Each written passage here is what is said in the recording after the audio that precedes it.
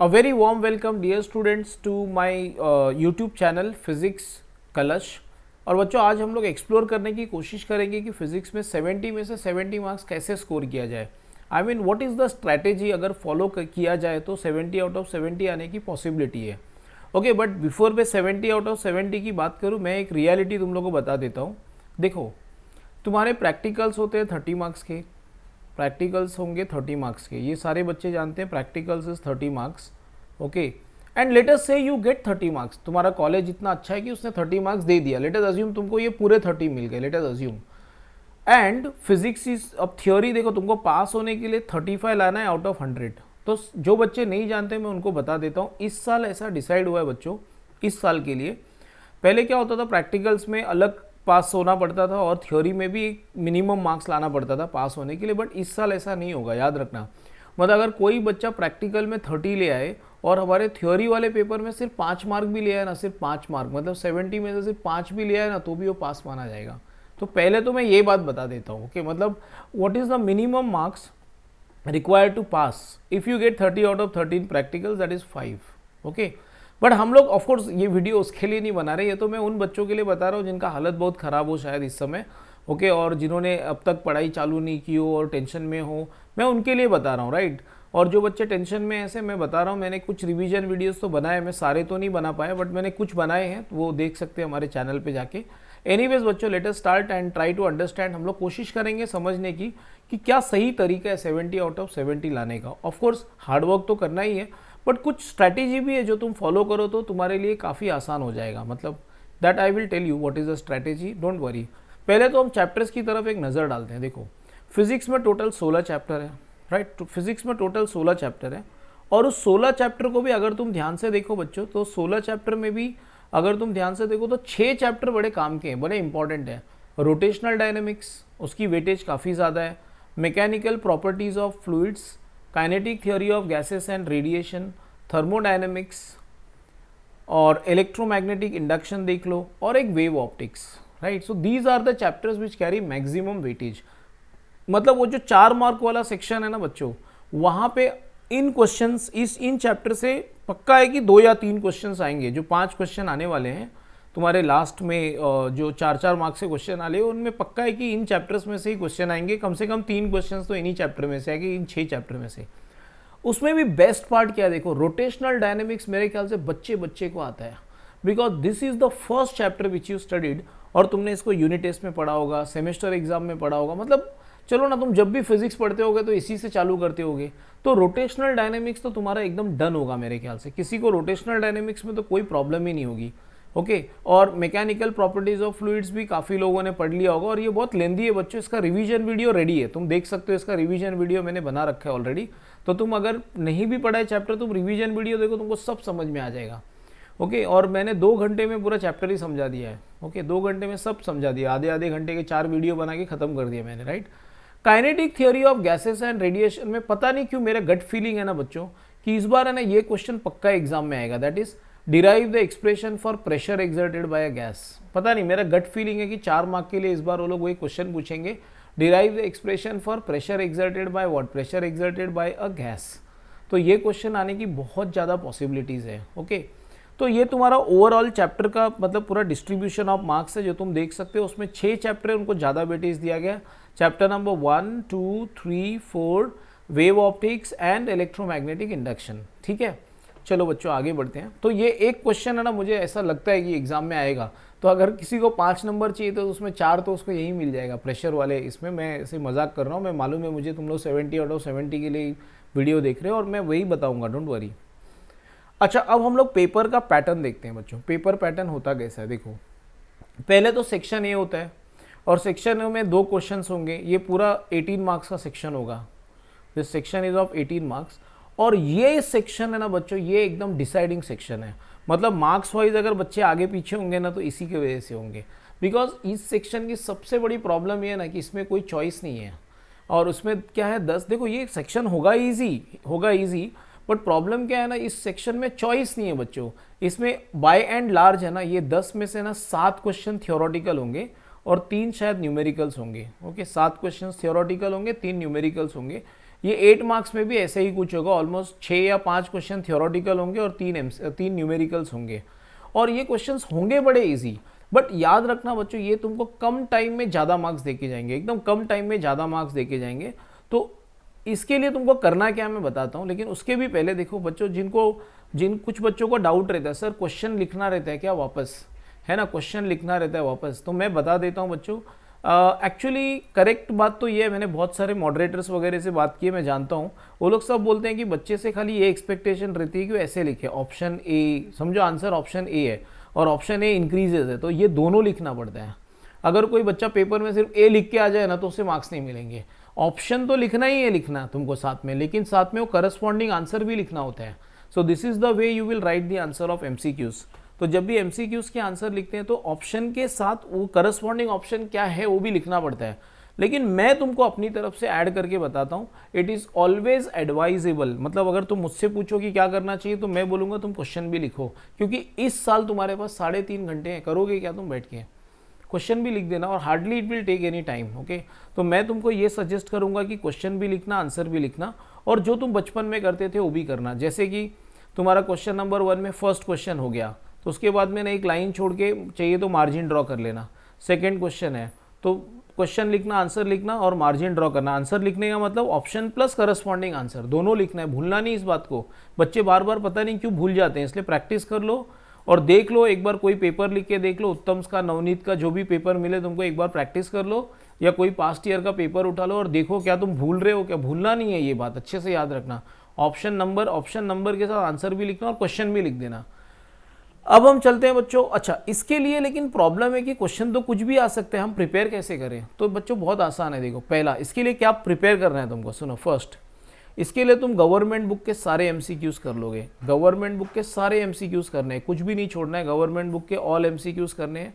Okay, MCQs क्या होते हैं, 5-5, 4-4 एमसीक्यूज होते हैं गवर्नमेंट बुक में, है ना। तो 64 एमसीक्यूज तो होंगे। अब जो बच्चे एंट्रेंस देते हो तो एक ही चैप्टर में 3-3, 4-400 एमसीक्यूज करते हैं। तुमको तो पूरा सब्जेक्ट के लिए मैं बोल रहा हूँ खाली 64 एमसीक्यूज करना है गवर्नमेंट बुक का।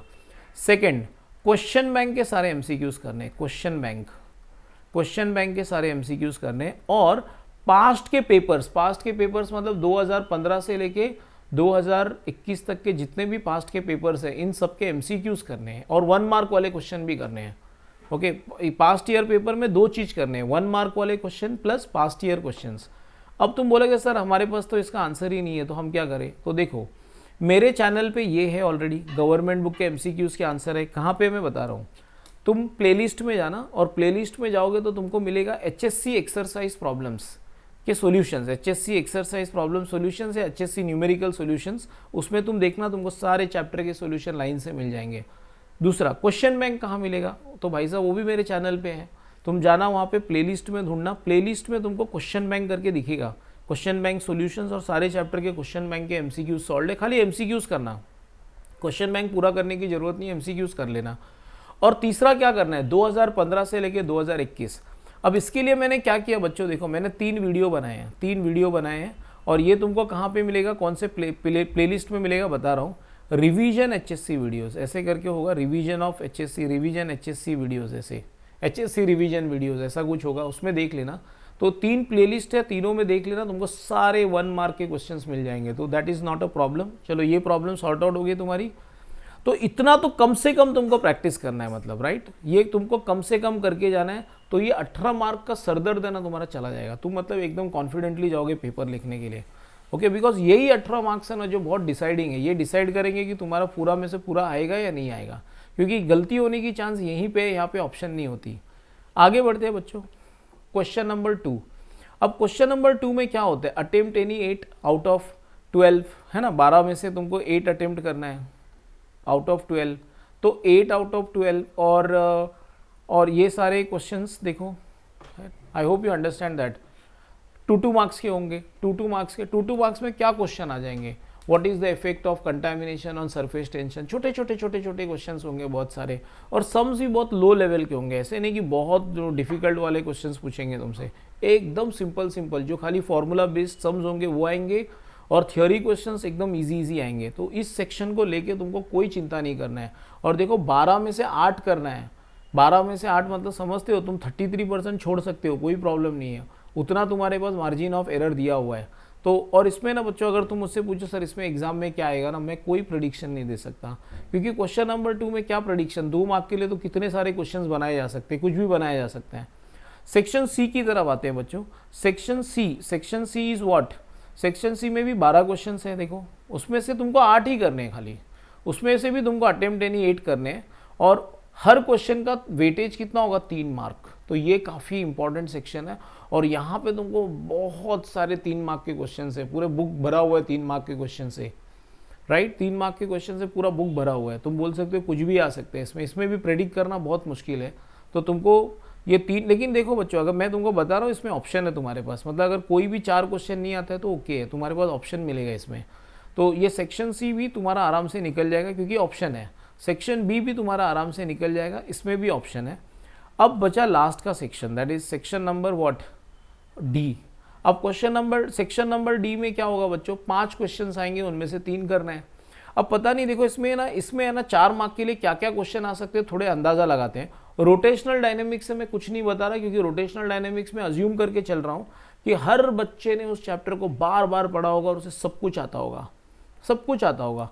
मैकेनिकल प्रॉपर्टीज ऑफ फ्लूइड्स में कौन कौन क्वालिफाई करते हैं 4 मार्क के लिए, तो मैं बताता हूँ तुम लोगों को बच्चों। मैकेनिकल प्रॉपर्टीज में ये जो क्वेश्चन है ना, surface tension on the basis of molecular theory, ये क्वालिफाई करता है 4 मार्क के लिए, मतलब ये 4 मार्क के लिए पूछा जा सकता है। Surface tension on the basis of what, molecular theory. मैं थ्योरेटिकल क्वेश्चंस बता रहा हूँ, okay. Surface tension on the basis of molecular theory, ये काफ़ी बड़ा क्वेश्चन है। फिर उसके बाद में देखो बच्चों ये भी आ सकता है, explain Laplace law for spherical membrane, Laplace law for spherical membrane. अब इसमें क्या होता है, तुमको वही एक्सेस प्रेशर वाला करना रहता है कि ड्रॉप में 2T/R होगा, और बबल में तुमको बताना, सिर्फ लिख देना है, मतलब ड्रॉप का डेरिवेशन कर लेना और लिखना कि बबल में 2 फ्री सरफेस होगा तो बबल में 4T/R आएगा, राइट। और कौन से क्वेश्चन क्वालिफाई होते हैं 4 मार्क के लिए, ये तो पक्का पता नहीं, कि मुझे लगता है एग्जाम में आएगा। प्रेशर एक्सर्टेड बाय गैस, ये तो पढ़ के ही जाना बच्चों, इसको तो किसी भी हालत में तुमको छोड़ना ही नहीं है। Pressure exerted by gas, pressure exerted by gas. अगर तुम मेरे पर्सनल फेवरेट बता रही हो, मतलब मैं अगर एग्जामिनर होता तो क्या क्वेश्चन पूछता, प्रेशर एक्सर्टेड बाय गैस पूछता। उसके बाद में मैं तुमसे पूछता कि analytical treatment of fringe width, what is the meaning of analytical treatment of fringe width. सुनो, एनालिटिकल ट्रीटमेंट ऑफ फ्रिंजेस या analytical treatment of fringe width में करते क्या है, देखो वो डायग्राम बनाते हैं जहाँ पे 2 सोर्सेस है, उनमें से लाइट निकल के किसी पॉइंट पी पे मिल रही है, राइट।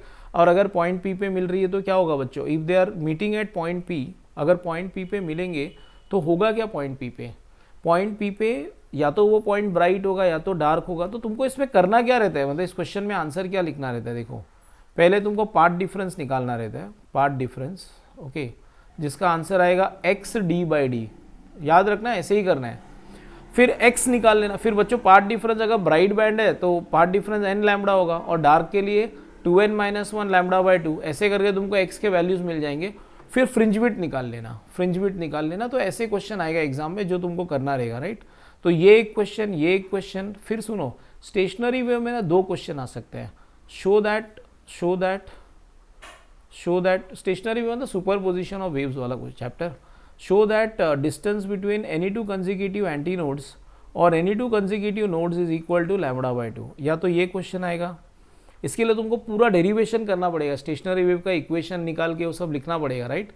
और एक क्वेश्चन क्या आ सकता है, give analytical treatment of beats. तो तुम देखो तुम्हारे बुक में एक बीट्स का डेरिवेशन है जहाँ तुम प्रूफ करते हो कि frequency of beats is f1 - f2, ये तुमको पूरा पढ़ के जाना चाहिए। एनालिटिकल ट्रीटमेंट ऑफ बीट्स, मतलब मैं बता रहा हूँ 4 मार्क के लिए क्या क्या क्वेश्चन क्वालिफाई करते हैं, मतलब क्या क्या आ सकते हैं, ओके। सबसे ज़्यादा तो मेरे को ये इंपॉर्टेंट लगता है, प्रेशर एक्सर्टेड बाय गैस, ये भी ऑफकोर्स बहुत इंपॉर्टेंट है। Stationary wave, super position of wave से ये दोनों क्वेश्चन आने की काफ़ी चांसेस है, राइट। और मुझे नहीं लगता एटम से कोई क्वेश्चन बनता है, सेमीकंडक्टर से कोई 4 मार्क का क्वेश्चन बनता है, सेमीकंडक्टर से 3-3 मार्क के क्वेश्चन बनते हैं, 4 मार्क के लिए कोई क्वेश्चन क्वालिफाई नहीं करता, राइट। EMI में भी मुझे नहीं लगता ऐसे कोई 4 मार्क का क्वेश्चन क्वालिफाई करेगा, AC में भी नहीं आएगा, AC सर्किट्स में भी आने के चांसेस बड़े कम हैं, राइट। और हाँ, तुम्हारे पहले चैप्टर और दूसरे चैप्टर, देखो पहले चैप्टर तो तुमको करना ही है, जैसे बैंकिंग वाला डेरिवेशन करना ही है, वेलोसिटी या different points in vertical circular motion, ये 2 डेरिवेशन तो करना ही है तुमको। तो देखो 4 मार्क में ना बहुत ज़्यादा चॉइस नहीं है, मतलब यही 6-7 क्वेश्चन में से कुछ आएगा एग्जाम में। मतलब मैं लिख देता हूँ, अगर तुमको चाहिए तो बैंकिंग ऑफ रोड्स भी लिख देता हूँ, बैंकिंग ऑफ रोड्स वाला, ओके। और एक वर्टिकल सर्कुलर मोशन वाला, जहाँ पे तुमको अलग अलग जगह पे वेलोसिटीज़ निकालनी है, वर्टिकल सर्कुलर मोशन। तो देखो 4 मार्क के लिए तो थ्योरी में ज़्यादा ऑप्शन ही नहीं है ना, तो क्या पूछ लेंगे वो लोग, इसमें से ही तो कुछ पूछना पड़ेगा, उनकी मजबूरी है कि नहीं। तो बच्चों मैंने फिर से एक बार रिपीट करना है तुम लोग के लिए, पहले कि 1 मार्क वाले कैसे करने हैं मैं तुमको समझा चुका, कि how do you handle the 1 mark वाला थिंग। 1 मार्क वाला कैसे करोगे मैं तुमको ऑलरेडी समझा चुका हूँ बच्चों, ओके। मैं यहाँ पे लिख चुका हूँ कि 1 मार्क के लिए क्या क्या करना है तुमको,